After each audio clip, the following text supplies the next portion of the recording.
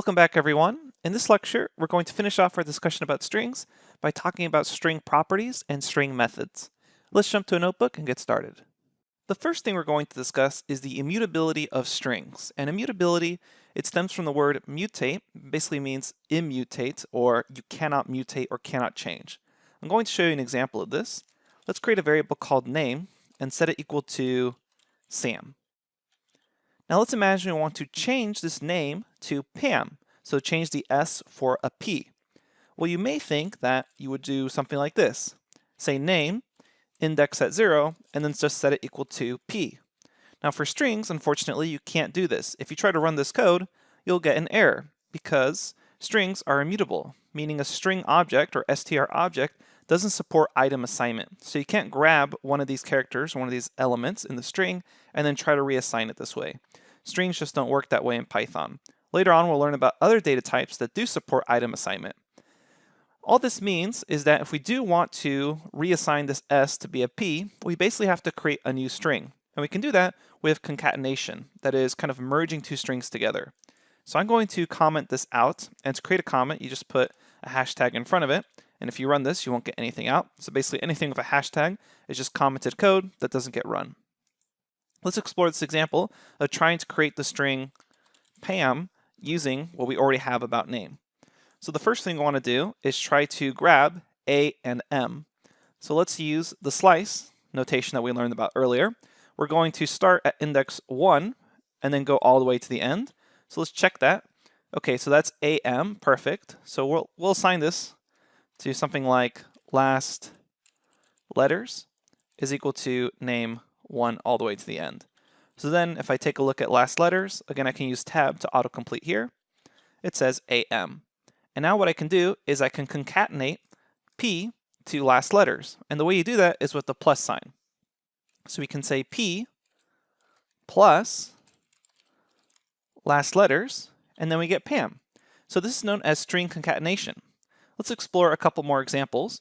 I'm going to say X is equal to hello world, and then I could say X plus it is beautiful outside. And then if I run this, I can see hello world, it is beautiful outside. Something to keep in mind is note that there's no space here because there was no space at the end of world and there's no space at the beginning of it. So what would be nice is if you add a little space there, so when you run this again, hello world, it is beautiful outside. Now if I do this multiple times with a reassignment, so I could say X is equal to X plus it is beautiful outside. Now when I run this, I've redefined X, so I can see now, hello world, it is beautiful outside. If I accidentally ran this cell more than one time, I'd add in it is beautiful outside a second time. So if I run this again, notice how my in numbers are going to change right next to the cell. Now it says, hello world, it is beautiful outside, it is beautiful outside. And we could keep doing this, and you keep adding it on. So this is string concatenation, and it allows you to quickly put strings together. There's also multiplication you could do to kind of do multiple string concatenations at once. Let me show you what that looks like. So far we've used a plus sign to kind of concatenate two strings together or merge them together. But if you had the letter equal to Z and you quickly wanted 10 Z's, what you could do is say letter times 10. And there you could see essentially someone sleeping here, Z, Z, Z, Z, Z, 10 times. So that's using multiplication with letters, and then that's using a plus sign with letters. Something to keep in mind when you're performing string concatenation or string multiplication is that you're going to get errors if you try to concatenate a number with a string. I want to show you what I mean by that. Imagine we're doing 2 plus 3. If we run this, we get 5. That makes sense. If we do 2, the string 2 plus the string 3, now that they're strings, it's not going to add them together. Instead, it's going to perform concatenation. So here now we get back the string 23. And this is a callback to dynamic typing where we had to be really careful about the data types. So keep this sort of problem in mind that your user may end up putting in strings, and then later on in your code, if you start adding them together, you may end up with an unexpected result like 23 instead of 5.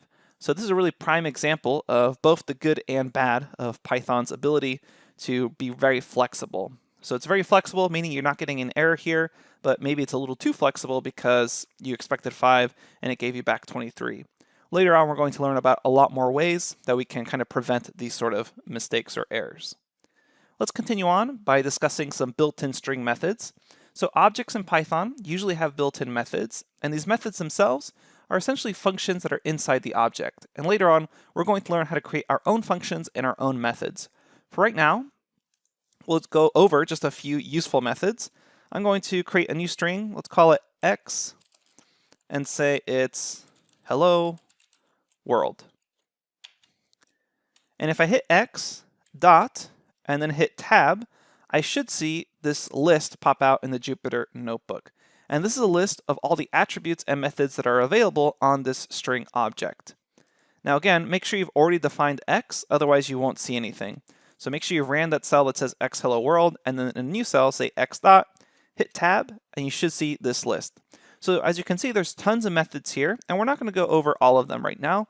We're just going to go over the most useful ones that you'll be using later on in this course. So to quickly uppercase everything in a string, you can say dot upper, open and close parentheses, and it will uppercase everything in the string. Keep in mind, this method is not in place. That is to say, it doesn't actually affect the original string. If you did want it to affect the original string, you'd have to reassign it. You'd have to do something like x is equal to the upper version case of x. So keep that in mind. I'm not going to run that right now because I want the original x string. And if you accidentally did a reassignment, you can always just say x is equal to hello world again. All right, so we have the upper method. Something that's really common for beginners as a mistake to make is that they accidentally just do upper and they forget those open and close parentheses. And if you run this, it'll just say, hey, this is a function string.upper. And basically what Python is saying is, oh, you haven't actually executed this method or function yet. Instead, you just asked me what it was.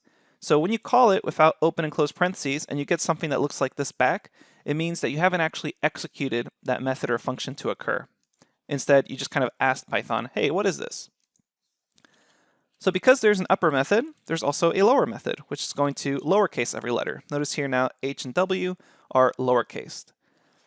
Then there's also the split method, and the split method allows you to quickly create a list off of a string. So here we can say we have hello and world. Now we haven't really discussed lists yet, so they are coming up. So all I want you to think about right now is that if I use .split, it will split a string based on the white space or based on the letter you pass in. So let me show you what I mean by that. So I will say x is equal to, hi, this is a string. Run that. And then if I say x.split, I get back everything split by the white space. So I get, hi, this is a string, nicely organized in a list.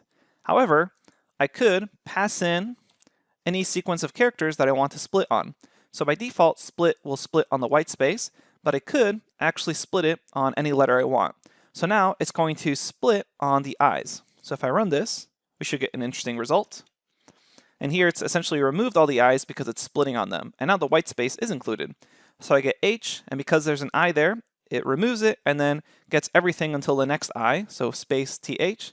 And then there's an I there, removes it, gets everything until the next I, which is an S space. So notice that's here, and then so on. Again, another I, and a big portion of string, get an I, and then an NG. So that's how you can use split to quickly create a list out of a string. And we're going to be covering lists in a lot more detail later on.